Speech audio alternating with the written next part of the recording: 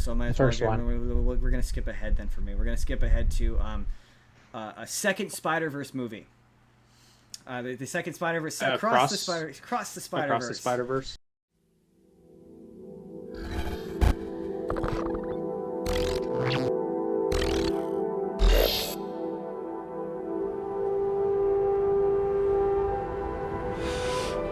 I can hear you being quiet, Mom.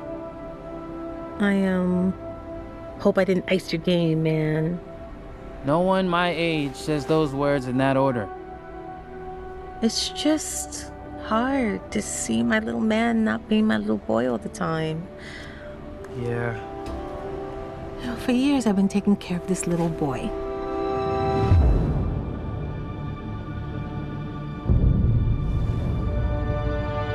Making sure he is loved, that he feels like he belongs wherever he wants to be. He wants to go out into the world and do great big things. Not bad, kid. And what I worry about most I love you, Miles. is they won't look out for you like us. Miles! Want to get out of here? Wherever you go from here, you have to promise to take care of that little boy for me. Make sure he never forgets where he came from. And he never doubts that he is loved. And he never lets anyone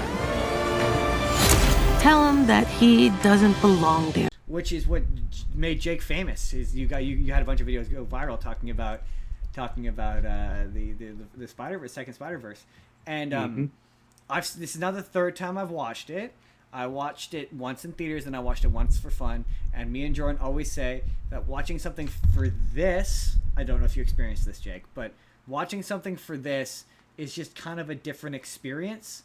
Because you start to notice things, and for me, I notice things in the screenplay. When you're watching it critically, yeah. I notice things in the screenplay. I notice things in the writing that I didn't notice the first time.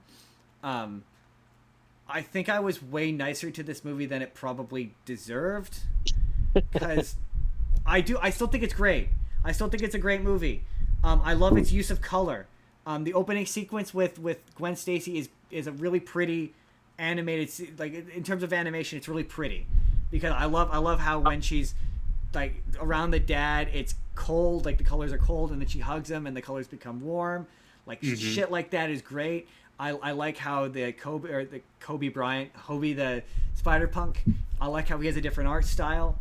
The humor is still, and he's animated at a different speed too. Yeah, the humor still lands for me.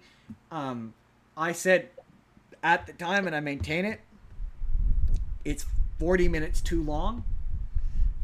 It's now I would say 45 minutes too long. I used to say 30 minutes, and every time I watch it, that number gets longer. It does take us a bit to get to. It takes us a while to get back to Miles. Now I get we're learning Gwen's backstory and all that, but yes, it does seem to be a bit of a sluggish pace. Of course, as is the case with most Spider-Man film series, I think this will be paid off in the next film, because I still maintain that Gwen Stacy's gonna die. Interesting. Yeah, I can see why you would say that. My number one, I don't think any animated movie should be longer than 2 hours. That's just a blanket. I think all animated movies should be an hour 45 to at most an hour 50. That's just a general opinion I have. But a thing I noticed when I was watching this was it's two movies that have been mashed into one. Like the opening sequence of it goes on for like 15 minutes, and it's just Gwen Stacy, and it feels like it's a completely different movie. And like it then skips, it does a weird time jump to like the opening sequence ends with her going off with Miguel and Jessica, but then it cuts to Miles, and then the movie just starts over again, and then it introduces a whole secondary villain and with the Spot, and it introduces a whole second character arc for Miles, and then it goes along, and now it's Miles's movie, and Gwen is just gone, and all of her character arc is just gone. She's just not there, and it becomes Miles's movie, and then Miles disappears again, and she goes back to her universe with her dad, and it becomes a Gwen movie again. So my theory is that this was a Gwen movie. Like, it began its life as a Gwen movie, and the Miles stuff was in the third movie. And when writing it, somebody went, Miles is the main character. He's in this franchise. He's not in it enough. We need to put him more. And so they shoved all that Miles stuff in it, because the notion that any organization becomes fascist, no matter how well intentioned, seems to be from a completely different movie, and seems to be super removed from the stuff with the Spot. Like, at least it does to me. It felt like the twist that Miguel O'Hara was the bad guy he was originally the villain, and somebody went, well, no, we can't have Spider-Man be the bad guy. That won't work. It also really assumes that you know who Miguel O'Hara is, like, a lot. Yeah. Like, what That's the fuck? True. He's a vampire? What even is that? What does that mean? Like I can't be bothered to go look. I just know that he's Spider-Man 2099. That's really all I know. Yeah, about. Right. But like, he doesn't have web shooters. Like, he doesn't have webs, and he can't wall crawl. And I know that's a thing, because that was there's a video game. I'm not sure if you've played it, Jake. Called Shattered Dimensions. Jordan, is that what it's called? I think it's Shattered Dimensions. Shattered Dimensions. And you play as Spider Noir. Four different versions. You play 4 different versions of Spider-Man: Amazing Spider-Man, Spider Noir, Ultimate Spider-Man 2099, and Ultimate Spider-Man. And Spider-Man, the Amazing Spider-Man, is voiced by Neil Patrick Harris. Spider-Man Noir is voiced by Christopher Daniel Barnes, who is the Spider-Man from the 90s series. The Spider-Man 2099 is voiced by the Spider-Man who played him in Spider-Man and His Amazing Friends. And then Ultimate Spider-Man is Josh Keaton. And in that, and also each of the villains are also played by voices across the various universes. In that game, cool. Spider-Man 2099, sounds fun. It's really fun. Each of them have a different kind of play style. Like, Spider-Man Noir is like Batman. It's really fun. But part of the story of that game is Madam Web all gives them powers, so they all have similar power sets. So like, she upgrades certain ones. Spider-Man 2099 can't wall crawl and he can't web shoot. But like, there's no explanation given for this in this. You're like, wait, why is he the one Spider-Man who doesn't web swing? There's no explanation. I don't know who you are. Right. Exactly. I also like how the Spot starts off lame. Like, that was a big thing for me. Was like, I know the Spot. Like, to me, the Spot is lame. I remember him from that one episode of the animated series where he has like I rewatched it this morning. He has like a foppish British accent and is a total like dork and nerd, and he ends up being a good guy because he saves the day or whatever. So the transforming him into someone who's scary, like legitimately scary, and I like how when he becomes after he absorbs the energy or whatever, I like his look. I like his design. I think he's terrifying. I like the animation. The animation is different. It's effective.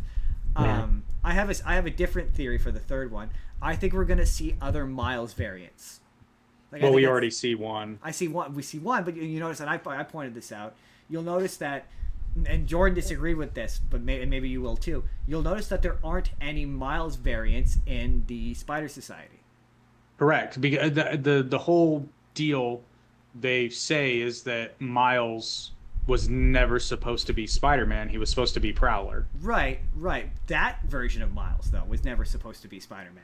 That version of Miles gets bitten by a separate. Oh no, I don't know. I don't take it that way. I take it as Miles Morales, because here's part. This is in my head too, so I could be wrong here. But these movies, because it worked this way on me, these movies, in addition to making Sony an obscene amount of money, also exist to sort of show everybody, no, Miles Morales is a good character, and it's not just shoehorning in or race swapping. There's actual thought put into this. I did see you say that. My response to that, I always saw these movies thematically. They're not about being Spider-Man.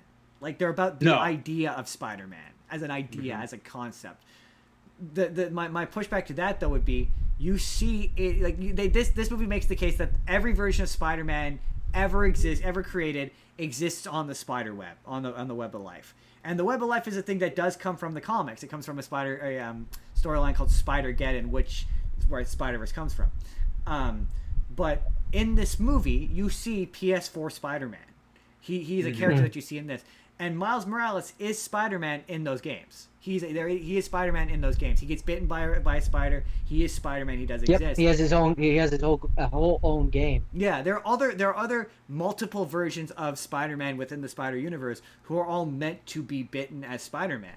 Like they're not. They didn't get bitten by a random spider from another Technically, universe. Spider-Gwen isn't Peter Parker, so she's different right, too. So I just there think could conceivably be versions of her. Is the third movie going to make the case that in this version of the universe there's only one Miles Morales and he's not supposed to be Spider-Man? He's supposed to be the Prowler, or are we going to see other Miles Morales as Spider-Man? Because again, they do exist. There's at least 5 of them. So but that's way, because it's so interesting. One of the more interesting elements of this to me is that they make such a deliberate point. There's multiple jokes of them pointing out that the Spider Society is 90% Peter Parker, but like 5 of them are not Peter Parker.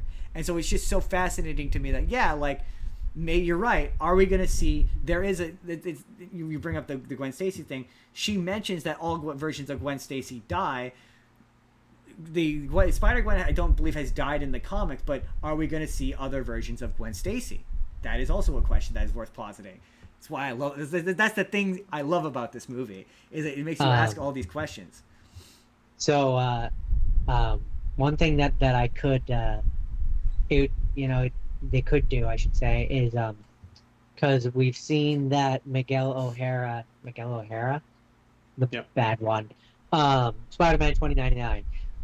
We've seen that he's fixated on this idea of like what he thinks it is, like with the incursions and the fixed points and the this and the that, and like the movie presents like that's the absolute truth.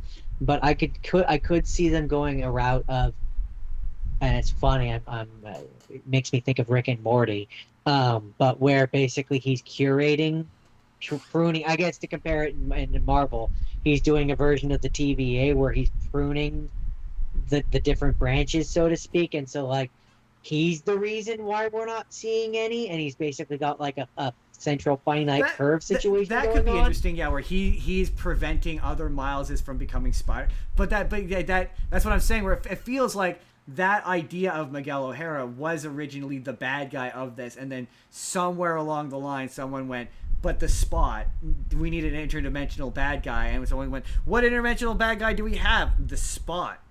So it's a very my every time I watch one of these and I'm like, I know this is going to be a video. This is going to be a video. What's the title? And the title of this video is going to be, it's a good movie, but it is marred by a bad ending. And it's even further marred by a bad ending. It doesn't even have an ending. It doesn't have an ending. It just kind of stops.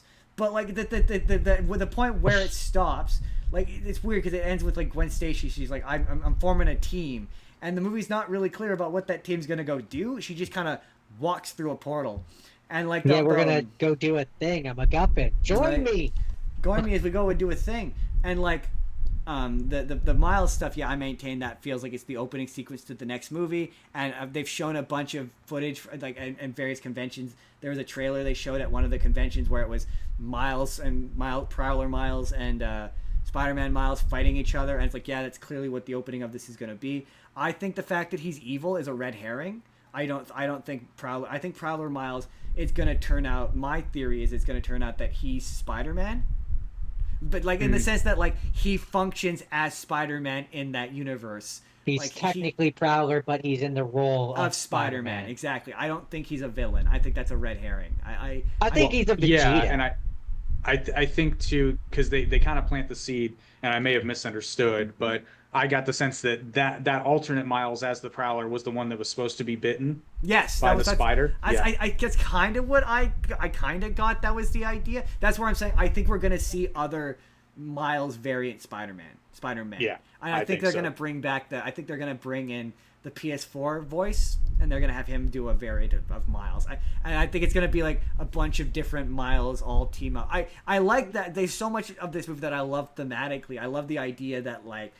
I mean, the way I would do it is I would have it be where Gwen, Spider-Gwen, that's who she's going and getting. There's a bunch of different Miles. But I like just thematically the idea that Spider-Man, like all the Spider-Man are dead set that Spider-Man has to be tragic. And as much as you're like, oh, this is them trying to make Miles seem palatable, which I don't disagree with that. I also think that it's them trying to be like, Spider-Man doesn't have to. The movies give you this impression that Spider-Man is always tragic all of the time, and he's not. That's why I like the TV shows better, because he's not always tragic, and I like that this movie makes that case of like Peter B. Parker and all of them are like, yeah, this is the way. Spider-Man has to be sad, and it's like, but Spider-Man doesn't have to be sad, and I really yeah, and really, I mean, really like these that. movies to me always also, especially, I mean, there's only the two of them, but the two of them always felt to me like it was less. It's partially selling the Miles Morales angle, absolutely, that's undeniable. But it always also felt to me like it was about selling the idea of like there is a lot of different Spider versions, Spider people, Spider Men, Spider Pig, Spider everything, and was their way of being like a backdoor into to jump ahead a little bit to be able to make like a Spider Noir show and be like, yeah, definitely. it's just another Spider-Man. It's not like the Spider-Man, but it's a I just Spider-Man, don't right? understand why they didn't make a. And See, so to me, that's felt kind of like that's what the point of those movies was as well. I almost You would have know? preferred they split this in half and it just be a Gwen movie where it's about her fitting in with the Spider Society and like because they reference all of Yeah, these that probably missions didn't that do well with test markets, I'm they guessing. well, they reference all these missions that they went on that we don't get to see, and you're like, well, she has this relationship with this group that is never really. She's just kind of said that it exists. It's never really explained like where the foundation of it comes from, where the origins of it come from, and I just don't understand why they never. Well, because did the that. foundations are a lie, right? My head canon, because I too, I think Miguel is the bad guy, but he's the bad guy in the sense that he made a mistake and now he's just frantically trying to Yeah. cover it up Mhm. / fix it. So he creates the Spider Society by accident, because I believe him when he says he somehow managed to get to an alternate reality where his family wasn't dead. But my whole thing is, I think he killed the Miguel in that universe to get his family back, but he didn't count on the glitching.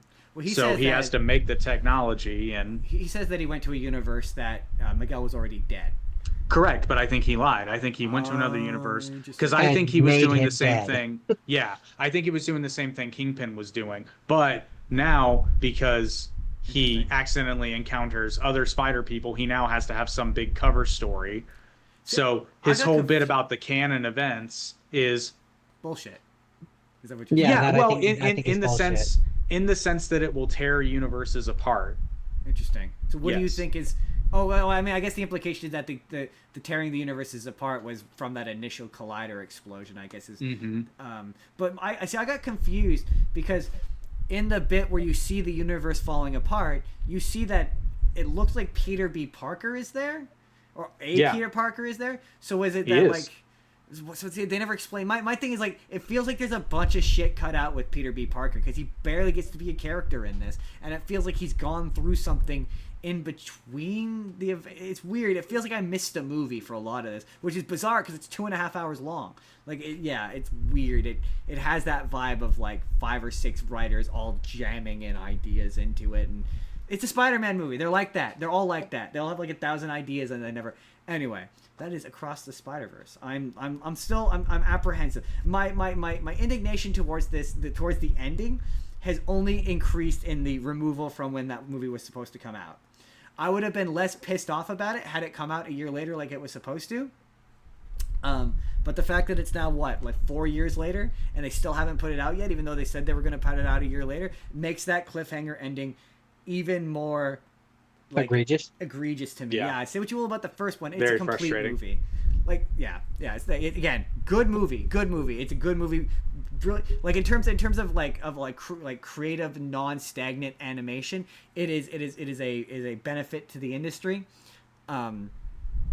But it is marred by a bad ending. It is a bad ending. Like every time I watch it, I get frustrated. But I'm like, man, if this movie had only ended 20 minutes sooner, 30 minutes sooner. Yeah, that's the just frustrating cut thing out- that I remember about it is like it has a place where like you could end it here and it's a good ending and it has a resolution, and then they just keep plowing on and it's like, well, now you're just ending like partway through the next movie. Right? Like if they had ended it where he gets sent home, she goes home, she reconciles with the dad, and then it ends there. And then if you want to do that, he's in the Prowler universe, and you do a shorter, truncated version of that scene as a post-credit, setting up the next one, then it's a complete movie. As it is right now, until that third one comes out, and I agree with you on that as well, it is an incomplete movie. Once that third one comes out, maybe my opinions will change. Maybe I'll look on this more favorably. But as it is right now, I still think the first one's the best. It's just better. It's a much simpler, concise movie. Anyway, that's Spider-Verse. Hey there, everybody. It's NCAR Justin here. Let me know down in the comments where we may be overly kind to Across the Spider-Verse when that movie came out. Were we being overly mean? What are your thoughts about that movie? Let me know your comments or thoughts in the comments down below. But in the meantime, if you'd like to see the full podcast that this is from, our Across the Spider-Verse Part 1 actual Spider-Man special with Jake from Arte Media, you click the box on the left. Or if you just want to see a random video that YouTube thinks you're going to enjoy, click the box on the right. Hit subscribe if you haven't already. We put new videos out 7 days a week. Or you can just leave this video a like. That helps us out too. We'll see you in the next video, everybody. Have a good day.